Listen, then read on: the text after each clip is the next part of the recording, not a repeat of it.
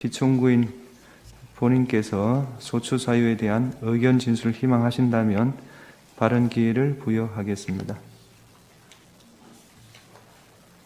어느 정도까지 말씀드려야 될지 모르겠습니다만은 양해해 주시면 제가 일어나서 할까요?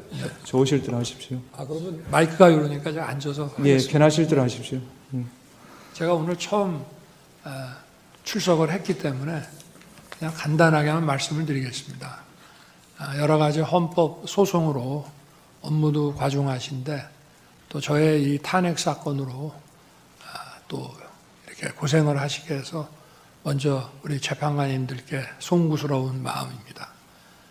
저는 철들고 난 이후로 지금까지 또 특히 공직 생활을 하면서 자유민주주의라는 신념 하나를 확고히 가지고 살아온 사람입니다. 헌법재판소도 이러한 헌법 수호를 위해서 존재하는 기관인 만큼 우리 재판관님들께서 여러모로 잘 살펴주시기를 부탁드리겠습니다. 또 필요한 상황이 되거나 질문이 계시면은 말씀드리도록 하겠습니다. 감사합니다. 다음으로 피청구인에 대한 질문을 하겠습니다. 피청구인 본인께서는 그 자리에 계시면 되겠고요. 질문사항은 2개밖에 없습니다.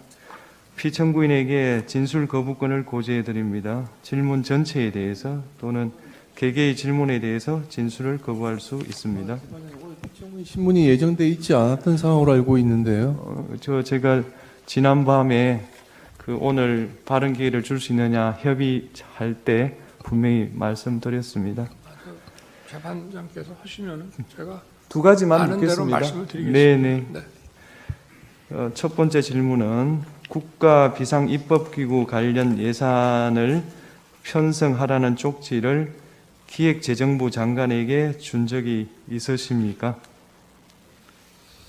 저는 이걸 준 적도 없고, 그리고 나중에 이런 계엄을 해제한 후에 한참 있다가 언론에 이런 메모가 나왔다는 것을 기사에서 봤습니다. 근데 그 기사 내용도 조금 부정확하고, 그러면은 이거를 만들 수 있는 사람은 국방장관밖에 없는데, 국방장관이 그때 이제 부속이 돼 있어서 구체적으로 확인을 못했습니다. 그런데 그 내용을 보면 좀 내용 자체가 좀 서로 좀 모순되는 것 같기도 하고, 그런데 하여튼 그 부분에 대해서는 그렇습니다. 자세하게 또 물어보시면은 제가 아는 대로 답변을 드리겠습니다. 예. 2번째 질문, 마지막 질문 드리겠습니다. 본인께서는 이진우 수방사령관, 곽종건 특전사령관에게 계엄 선포 후 계엄 해제 결의를 위해 국회에 모인 국회의원들을 끌어내라고 지시한 적이 있으십니까? 없습니다. 네.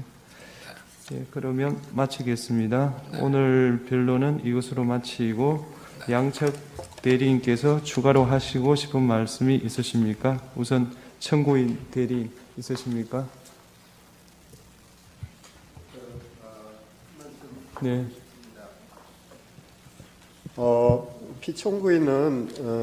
피청구인 측은 지난 2차 변론에서부터 다양한 부정선거 의혹에 대해서 제기하고 있습니다.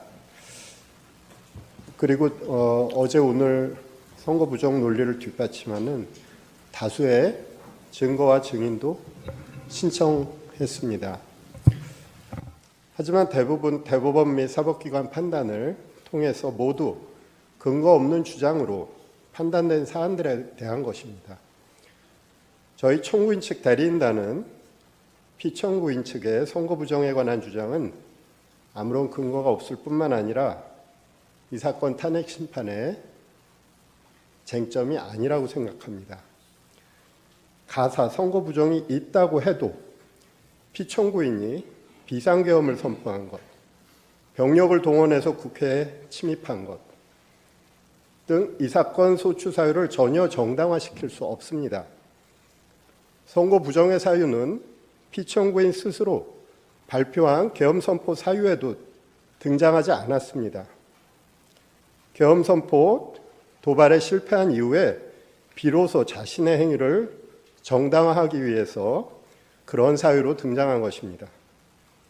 사실 선거 부정을 저지를 수 있는 가장 큰 위험을 가지고 있는 존재는 선거관리위원회가 아닙니다. 그보다 더욱 큰 힘을 가지고 있는 기관, 행정부이며 국가정보기관이며 이들을 지휘하는 대통령입니다. 중앙선거관리위원회를 독립된 헌법기관으로 만든 것은 대통령과 행정부 그리고 정보기관으로부터 선거관리의 독립성을 보장하기 위한 취지였습니다. 지금의 상황은 오히려 선거 부정의 위험이 더욱 더 큰 기관이 선거 부정을 막고 방어하는 기관에게 선거 부정을 저질렀다고 비난하는 형국입니다. 이 사건 탄핵 심판은 수많은 국민들이 듣고 바라보고 있습니다. 그래서 피청구인 측의 기이한 부정선거 주장을 그대로 방치하기는 어렵습니다. 국민들에게 미치는 해로운 영향 때문입니다.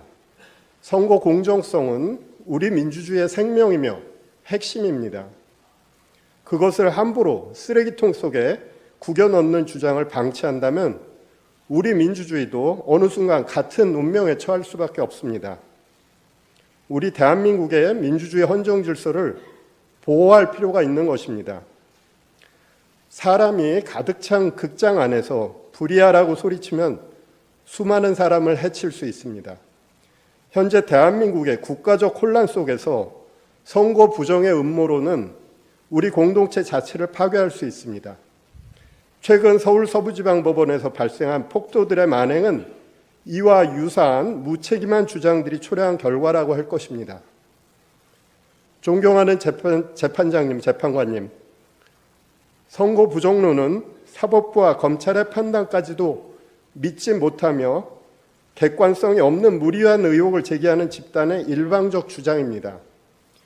이 사건 탄핵 심판의 쟁점이 아닐 뿐만 아니라 탄핵 심판 이후 오랫동안 대한민국 민주주의를 해칠 수 있는 무책임한 주장입니다.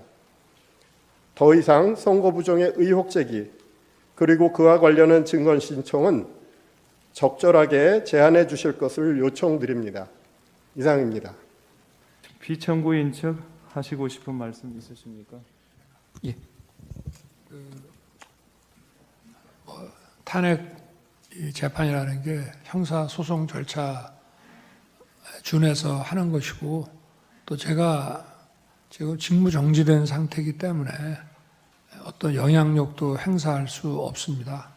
그리고 이 사건 내용을 제일 잘 아는 사람은 바로 피청구인인 대통령 저 자신입니다. 그래서 그런 주장은 좀 이해가 좀 안 되고요. 아까도 이런 부정선거 의혹이 음모론이라고 하시고 계엄을 정당화하기 위한 거라고 사후에 만든 논리라고 하셨는데 이미 계엄을 선포하기 전에 이런 여러 가지 어떤 선거의 공정성에 대한 신뢰에 좀 의문이 드는 것들이 많이 있었고 또 2023년 10월 국정원의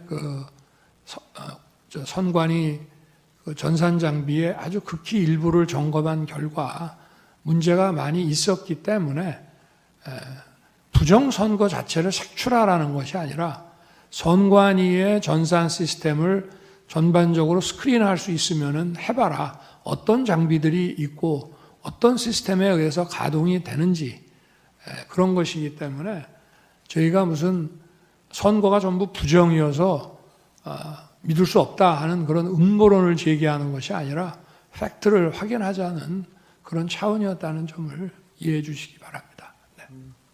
이상으로 예. 청구인 측에서 보여준 그 영상에 대해서 예. 제가 그냥 짧게 한 말씀만 예, 이해를 돕는 차원에서 네, 하십시오. 잘 봤습니다. 그런데 아까 그 군인들이 본청사에 진입을 했는데 직원들이 좀 저항을 하니까 스스로 이렇게 나오지 않습니까? 얼마든지 더 들어갈 수 있는데도 저게 이 점을 좀 국회의 의결을 방해했다는 얘기를 자꾸 그 소추인 측에서 또 지금 민주당에서 하고 있는데 저는 그런 말씀을 하나 드리고 싶습니다.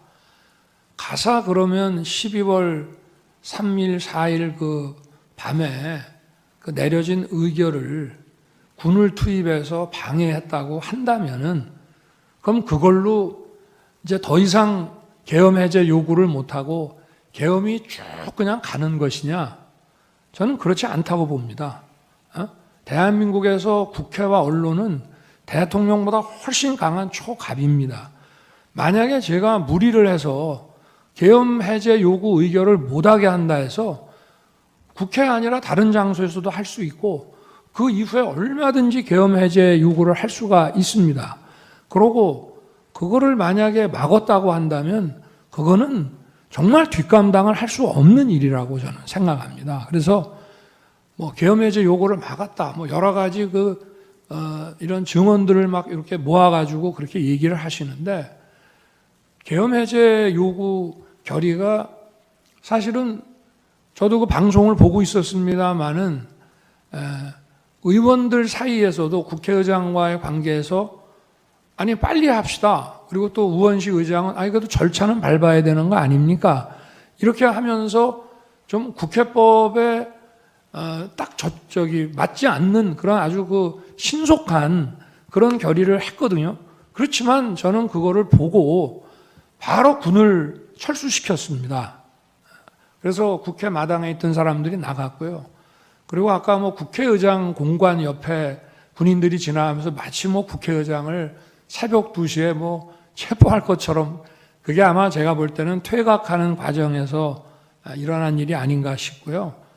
제가 드리고 싶은 말씀은 그거를 그 당시에 막거나 연기한다고 해서 그게 막아지는 일이 아니라는 점을 말씀을 드리고 싶습니다. 네, 말씀 잘 들었습니다. 이상으로 제3차 변론기를 마치겠습니다.